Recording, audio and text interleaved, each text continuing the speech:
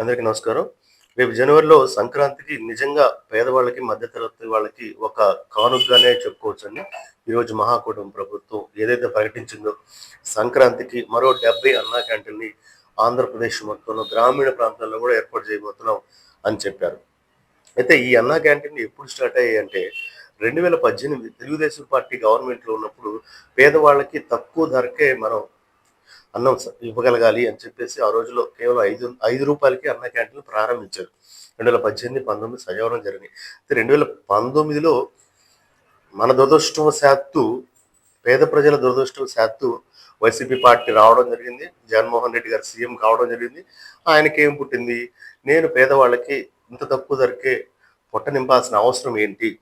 అని తెలుగుదేశం పార్టీ నిర్వహిస్తున్న పథకాన్ని నేనెందుకు కొనసాగించాలి?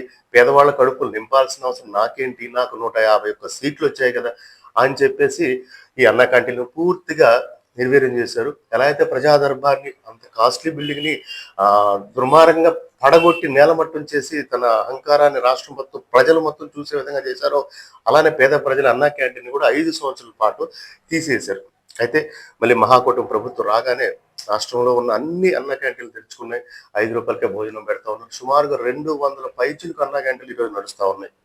అయితే ఇవాళ మనం చెప్పిన శుభవార్త ఏంటంటే రేపు సంక్రాంతి రోజున మరో 70 ప్రాంతాల్లో అంటే గ్రామీణ ప్రాంతాల్లో కూడా అన్న క్యాంటీన్లు స్టార్ట్ చేసి పేదవాళ్ళ కడుపు నింపాలనేది ఈ కూటమి ప్రభుత్వం యొక్క నిర్ణయం.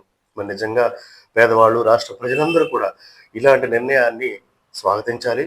ముఖ్యంగా కూటమి ప్రభుత్వానికి అందరూ కూడా ధన్యవాదాలు తెలియజేసుకోవాలి. Thank you so much.